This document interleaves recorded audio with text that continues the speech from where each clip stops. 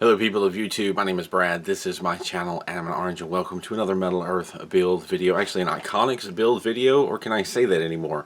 Because ICONX is being transitioned to Premium Series, the larger of the Metal Earth. Whatever, we're here with the bicycle model today. This is a little bit of an older model, and I just hadn't gotten around to it yet. But someone had requested that I tackle this particular build, so here we are. We're gonna try and put this thing together. Obviously I've succeeded, as you can see here, but how difficult is this going to be? Well, let's go over to the table, take a look at the packaging, and open it up, talk about, see about it, and put this thing together. Alright, I apologize if you can hear it raining outside, but the show must go on. It's a bit of a rainy day today. Let's see what's inside this package. It's a little bit of an older model, but newer packaging. What do we have inside? No tweezers anymore. I mean, how would they fit them in that? We have one ICONX metal sheet. Make some room. We have a second ICONX metal sheet. And we have, try to put those back to back. So we have one piece of paper, two pieces of paper for the instructions. This is the ICONX version. The sheets are folded a bit differently, but very same concept. I'm going to open up this one page and try and kind of briefly go over the instructions. Again, they're very, very similar to what you would see with Metal Earth. Or I should say just regular Metal Earth, not Metal Earth ICONX, which is honestly transferring to being just premium. Anyway, front page here, Metal Earth logo, the ICONX logo if it's still there. It is in this case. 360 view where you can go to this website, or usually there's a QR code. Here's a QR code. You scan this QR code over here, it'll take you to where you can see a finished model. You can spin around on the screen.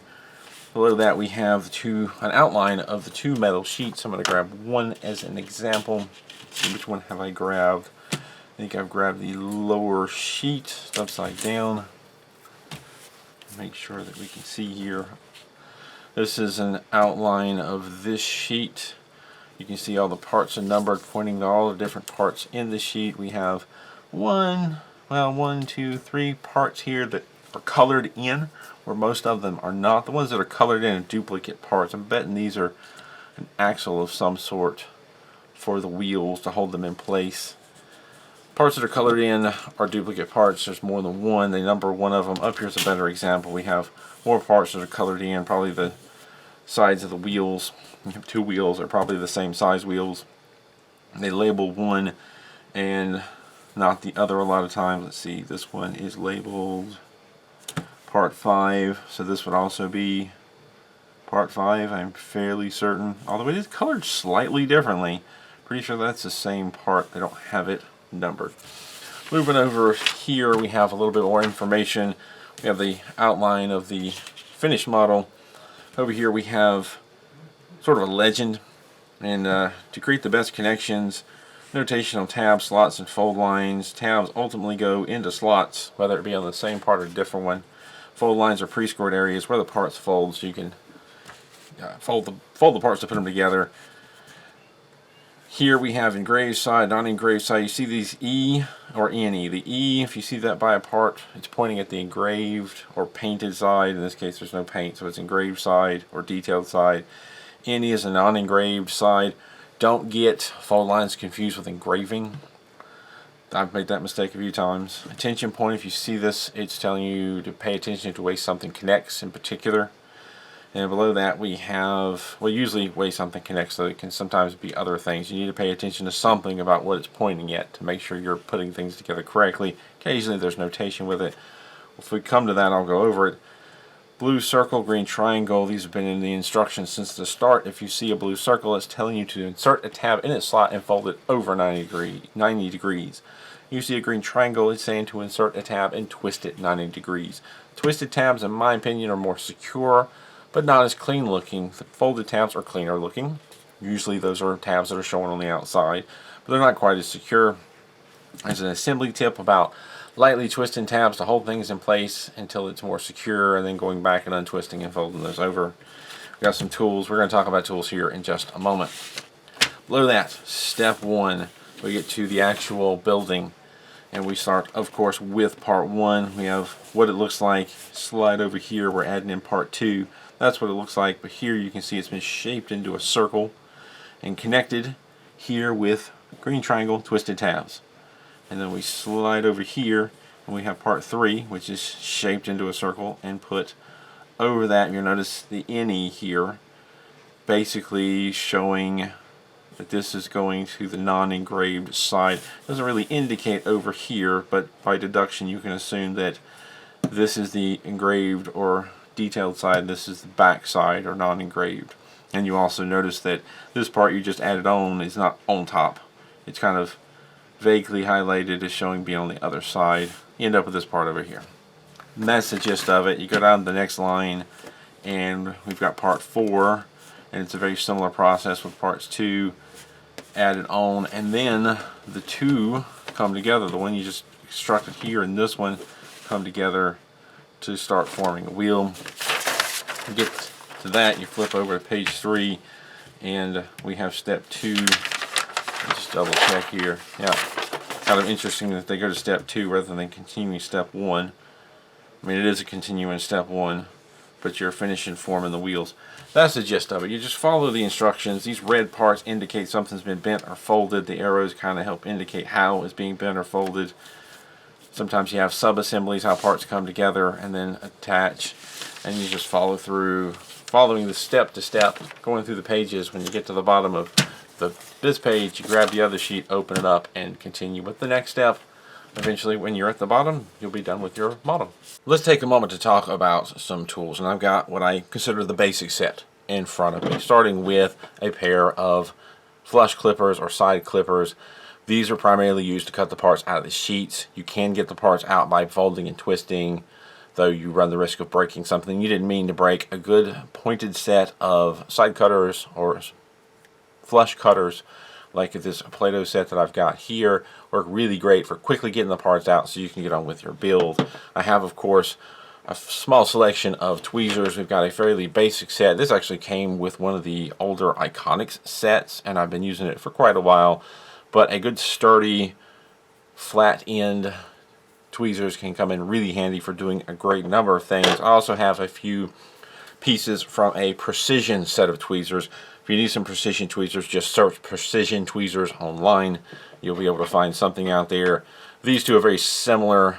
They have a very fine point, though I did grind the tip of these down to help me grab tabs, and then this is just kind of a flat set for getting in tight spaces.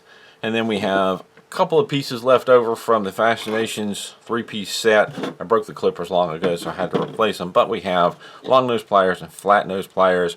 Really handy. These are handy for bending long parts, and these are handy for bending short sections right here. But this is the basic set. We'll do a great amount of things with just this set right here. You'll be able to build a lot of different models and do a lot of different things. When it comes to shaping curved, domed, or rounded kind of parts, I like to have some sort of tool to mold things around, and I've designed some 3D printable tools for use in that. You might see me using the video. I've got some cone shaping tools. I have a little block here for rounding stuff. I have larger cone shape combo tools, and even a little tool for shaping dome shapes. However, you can just look around the house and find parts, dowel rods, pencils, beads, paint brushes, pens, things like that can also be used to shape stuff as well. As for the 3D printed parts, I do sometimes print up extras and sell them on Etsy, or you can just get the STL files if you have a 3D printer yourself and print these out. I'll try to include links to both the STL files and the Etsy store in the description down below. I have this angled needle nose pliers right here that I believe I brought at Harbor Freight, but not too hard to find angled needle nose pliers. These are handy for bending semi-long parts in tight places where you can come at it at an angle, and occasionally getting into weird places to twist a tab. I also have these step mandrels that I occasionally pull out. These are something else you can find in the jewelry making section. They just have different size round bits for shaping things like tires. Stuff in the jewelry section can come in very handy for making 3D metal models. We've talked a little bit about tools. I'm going over the sheets very briefly, the instructions very briefly. We've got the metal sheets here. I've got basic tools pulled out to get me started. I can already see I'm going to need something to round things, but I've got more tools outside of the viewing area. I'm going to organize this and we'll get started on this build.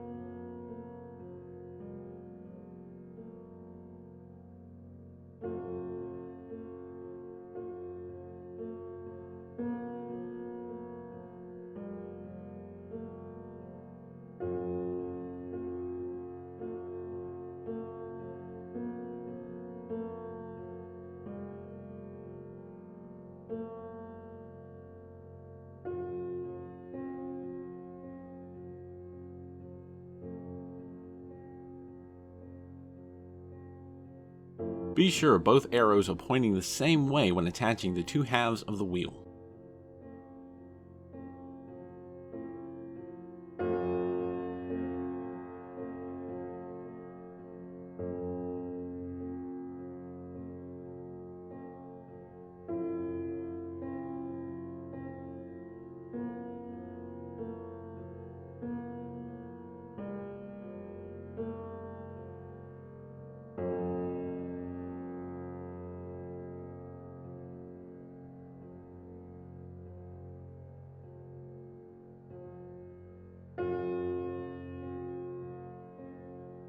This is bringing back memories of the penny farthing. I had a lot of trouble with the large wheel of the penny farthing. So far, this one is coming together nicely. One thing that I am doing to make it easier is pre-bending the tabs around the edge of the wheels.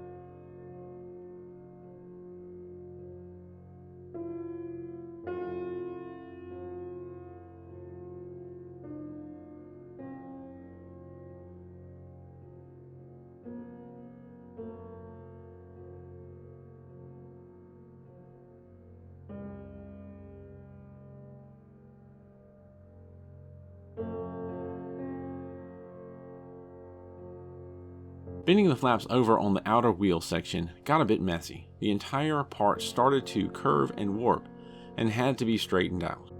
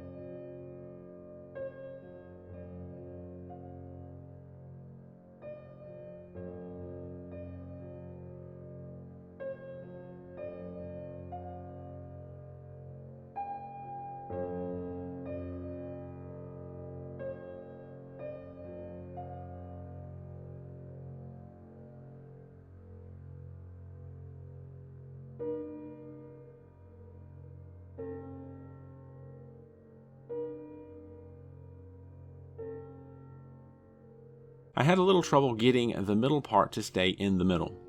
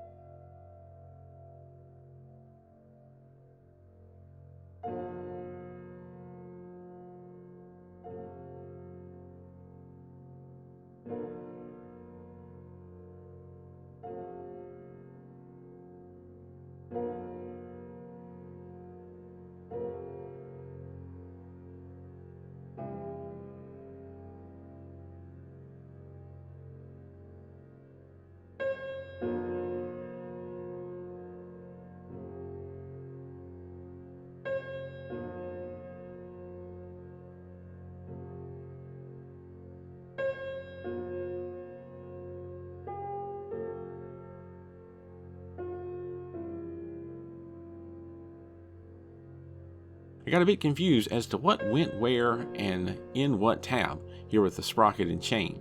It took me a little time to realize that there are 2-part tins. Both have the same holes, but not all the holes are used, or slots are used in each configuration that it's used to attach. The chain attaches to 2 offset slots kind of on the back side, and then the center part is either for attaching to the wheel or attaching a hub on top of that.